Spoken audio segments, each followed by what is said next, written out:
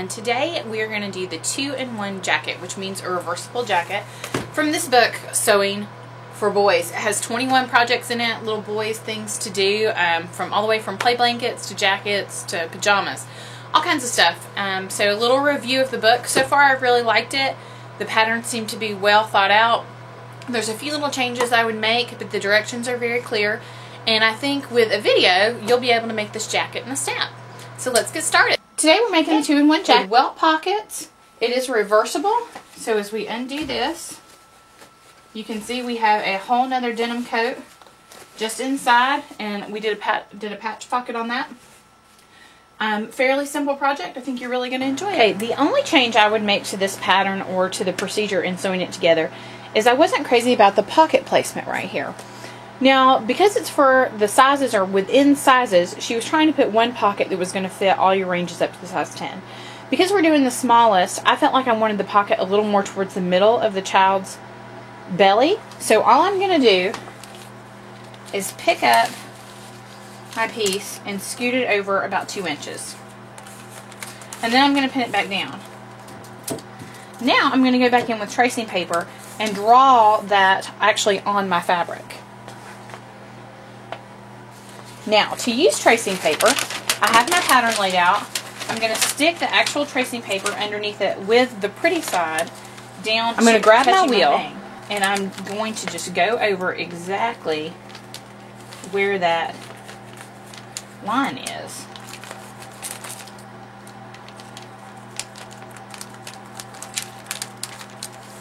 Now, there's all kinds of methods for getting your markings on, and I actually don't use tracing paper a lot. But it is a very useful tool when you need to draw something on the middle of your fabric. And since I'm using a dark fabric as well, it's going to be hard to get something that would transfer that well. So now when I pull it off, I have that all on there. Now I can go back and sew exactly where my lines are because it's already on there. And yeah, it's a little messy, but you get the general direction of where the pocket's going to be. Okay, the first thing I did was take the welt pocket flap and I ironed it in half so it's nice and flat and equal. And I'm going to butt it up against that middle line on my pattern, leaving a 1/2 inch on each side. So I'm going to go ahead and pin that down.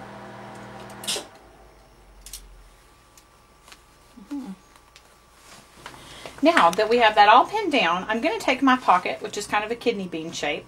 I'm going to fold it half and I'm going to iron that so it has a nice crease. I'm going to put that crease right on the edge of this fabric. Now see, there's the welt pocket. Here's the open seam. Is going this direction, right on my center line. I'm putting my pocket there, and I'm actually going to open my pocket up, making sure that this seam and that crease is on top of each other. Then I'm going to take some pins, and I'm going to pin that in place so it doesn't go anywhere.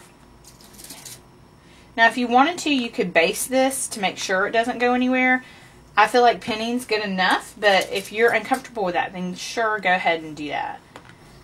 Now, I'm going to take that rectangle that I drew on earlier, which is underneath, and essentially I'm going to make that right on top of either line of my crease. I'm going to sew a 1/4 inch on this side, come across the bottom at leaving a 1/2 inch here, sew up another 1/4 inch on this side of the crease, and leaving a 1/2 inch here. So it's going to make a big rectangle. Now you can see that I have sewn in that rectangle right there. And now, here comes the magic. What I'm going to do is go in and slice this up with those little V's that you see on the original pattern. So what I'm going to do is take my sewing scissors and I'm going to just cut a little slit right there. You can see my fingers starting to come through. And I'm going to cut down to here and then make a V to the corners. I'm going to flip it over, making sure not to grab anything on the bottom because you do have multiple layers here. I'm going to cut. You know what? I have a pen. I'm going to cut it to right there, making the V again. Now you can see this is completely opened up. Now here's where the magic comes in. Go in and fold that down and iron it. And I'm going to fold it this way and iron it up this way. And I'm going to fold this in and iron it. I got all my levels in there. Okay, now I'm going to take this And I'm going to tuck them through the hole. So now you can see I've turned this through. On the inside we've got our thing, and as you can see I accidentally turned the fiber right side out. It doesn't really matter because you're never going to see the pocket. And you can see what it looks like right here. I've tucked all that stuff through, and I'm going to simply iron it one more time in place, getting in that pocket. Make it nice and flat. Flip it around and do it on this side, because I want to get it nice and flat.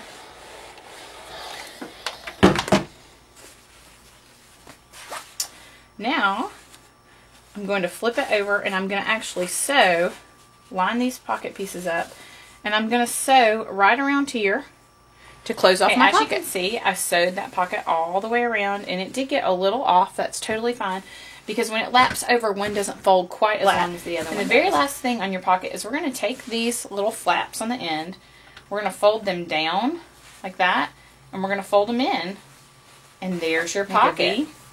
Like that. And then I'm going to fold it in, and there is my pocket. So now I'm going to go back. I've got this all pinned in place, and I'm just going to take a stitch line right there in a matching thread, and a stitch line right there in a matching thread, and I'll have my pocket. And here's what it's going to look like when it's all finished. That's all sewn down. You can stick your hand in there, and you've got your finished pocket. Of course, this is the other side.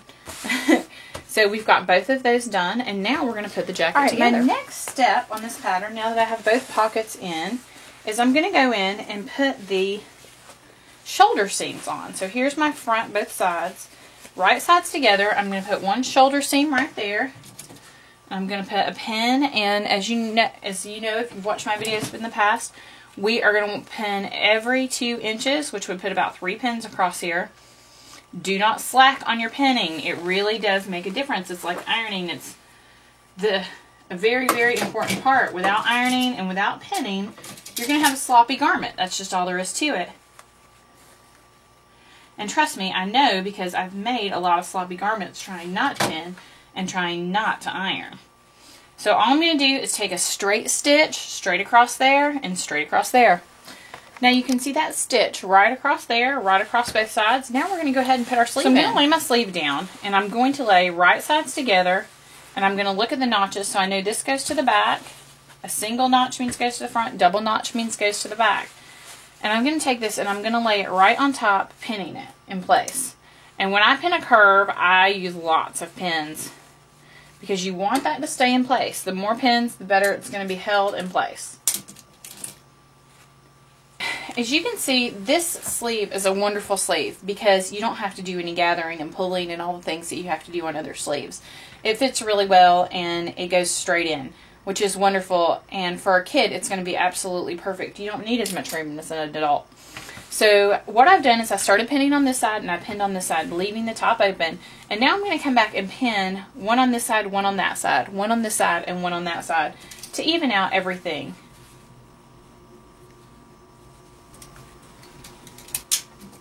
See, you don't have a lot of extra back there, which is really unusual for a sleeve cap. You usually have to gather and pull and gather and pull. And I hate making sleeves. You've not seen a lot of them on my thing, because I hate doing them so much. I went into the bridal business to avoid sleeves. I really did. And then when I started doing Mother of the Bride dresses, I had to learn how to do sleeves better. So it is a hard and difficult task. But you can see how many pins is in that. Now I'm just going to sew straight across with my seam allowance. Okay, now you can see that I've just sewn that right along. This sleeve is awesome. It fits in really well. You don't have to fight with it a lot. It sews wonderfully. Now, what I'm sewing on right now is a stretch denim, so it does have some give in it. It's a little harder to sew with. I would suggest going with a regular denim if you're a new sewer. Another thing is wool. I love sewing in wool, especially for new sewers, because you can shrink so much with the iron. A steam iron will help a sleeve in a heartbeat if you're having a hard time with it. And I have to tell you, sleeves are hard. I went into the bridal business because very few wedding dresses have sleeves, and that's how much I despise making a sleeve. So this is a really good pattern. I highly recommend it because you don't have to fight with your sleeve. So now what I'm going to do is iron my sleeve out. And I'm going to roll my seam allowance out because it's going to make a nice little sleeve head and give some stability right there to that sleeve and make it look pretty. And what I'm going to do is use my tailoring ham up under my sleeve. So you can see how I can get a nice roll on that, and it's really going to let me iron it well and get in there and flatten that seam. Now I'm going to use that ham. I'm going to manipulate it. If you don't have a ham, roll up a towel and iron in a towel or something like that. But you can see how pretty that made that top of that sleeve lay down. And that's what I'm concerned about. Now to sew up the actual sleeve. You can see right there's my sleeve. This is my front, my back, and my sleeve. I'm just going to take it and fold it up like you're doing it inside out. I'm going to lay the jacket to jacket. I'm going to match up my underarm seam. And I'm just going to sew one big stitch all the way to my underarm, all the way up. Okay, you can see my pins every 2 inches like we've talked about. And I'm going to sew all the way up. And there you have it. There's the sleeve is sewn up. Now everything's put together but the collar. Now I'm not going to worry about these because we are lining this jacket. We're making it reversible, so there's going to be another inside. So I'm not even going to mess with this. I'm just going to leave it as is. But the one thing I'm going to do is go back and iron it. So if you remember from our ironing, sandwich press, then you open it up and do a open press. So you're going to open it up and do an open press as well. It's going to make a huge difference on the way your fabric looks on the outside. So what I'm going to do is I've got my little snip in the back of my neck so I know where my center is. I have folded this in half and my collar in half and ironed it. I'm going to lay that down, right sides together, and see how this curve is right here? I'm going to fold that in because I want that curve to match this curve, and I'm going to pin it all the way across, and then I'm going to sew it all the way across. So there's my pinning. Now I'm just going to sew exactly where I pinned. So there we have it, straight across. And now I'm going to iron that, sandwich press, open press, and then we're going to put the lining in. Okay, for the lining, I did the exact same steps that you've already seen. I did the collar, I did the sides, but I decided that since this is a reversible jacket, I wanted to show you how to do a little pocket. All I'm going to do is take a rectangle, right side down. I'm going to fold it down 1 inch and iron that. Then I'm going to fold over all the edges about 1/4 of an inch.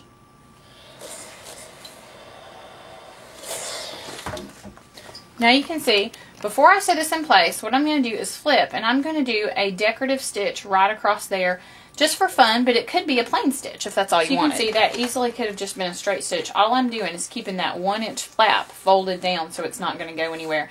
And I'm not even going to worry about finishing this off because more than likely this isn't even going to be a real pocket, especially for the age I'm doing at 2 and 3. Who's going to mess with this? They can barely get their hands in their pockets. So now what we're going to do is pin it with all of these pieces folded down to the jacket. Okay, so there you can see I've just pinned it on in place. I'm going to take a stitch straight down, turn at the corner, straight over, turn it, come all the way up, and I'm making sure I back stitch at the top and the bottom. Okay, so now what I'm going to do is I'm going to take both jackets that I have made and I'm going to put them right sides together, and I'm going to start with the collar, and I am going to pin all the way down the front, all the way up around the collar, all the way around the bottom. I have put pins all the way around it. And what I'm going to do is I'm going to start sewing right here. This is the center back bottom. I'm going to sew up and around all the way around this, over the collar, back down the other side, all the way to this pin, leaving this bottom slit open because I need to turn this inside out. Okay, here we are. It's sewn all the way around. And I left that hole in the bottom right here so I can flip it. So I'm just going to stick my hand in, and anytime you flip anything, you're going to grab to the very, very tippy toe and pull it out. And this whole jacket should pull through this hole. See, I've got the whole thing out. I'm going to stick my scissors, or if you have a turning thing, through, and I'm going to start poking all my corners out to get them to look really nice. So I'm going to get to that corner and just turn it into a nice point. I'm going to do the same thing with my collar and my tops and my bottoms, and just make sure that everything is turned pretty. Then we will iron and iron and iron. Now for the sleeve. I have both my sleeves in my jacket, and what I'm going to do is take my sleeve and I'm going to stick it all the way through to that sleeve. And gather it through. stick it all the way down.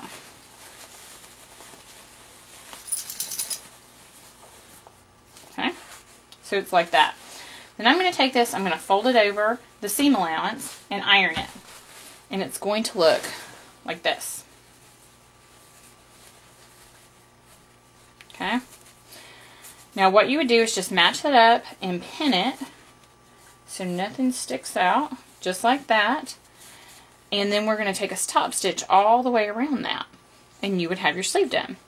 Now, because I've done some alternating where this is going to show and my pocket's a different thing, I would like my hem of my sleeve to show as well. So instead of just folding this down seam allowance, I'm going to go ahead and fold it down an inch more to match my hem on, to match my pocket of my jacket. I'm going to pull this out, leaving that where it is, and I folded it up an inch so it would show. And I'm going to do that about like that instead of just the little 1/2 inch. Okay? And that way, when I put this down, it will still show, it will show the navy, the denim as well. Now you can see that nice and even all the way around. I've got my opening. And when I sew, I'm going to pull it back like that so I don't catch the bottom. So now that I have my hole right here, if you can see I put pins on it right here to keep that closed. Everything's ironed, everything's flat, the sleeves are done, the collar's turned. I'm going to go around and I'm going to do a top stitch all the way around the entire jacket. Again, just like we did to put the two pieces together. But this will just kind of be a, well, it's going to fill this hole up and it's going to make everything lay a little flatter. Okay, so you can see my top stitch right all along there. And these are where I'm going to put my buttons. Now, the pattern calls for 5 buttons, and I only had 4 that matched. So, I'm only going to put 4 buttons on. So, what I did was just figured out where I wanted my last one to go, where I wanted my top one, and then I figured out the incremental measurements in the middle. And I'm going to put my buttonholes right there. And there you have our finished jacket with our buttonholes and our buttons. So, good luck. I know you can do this. It's going to be a fun project.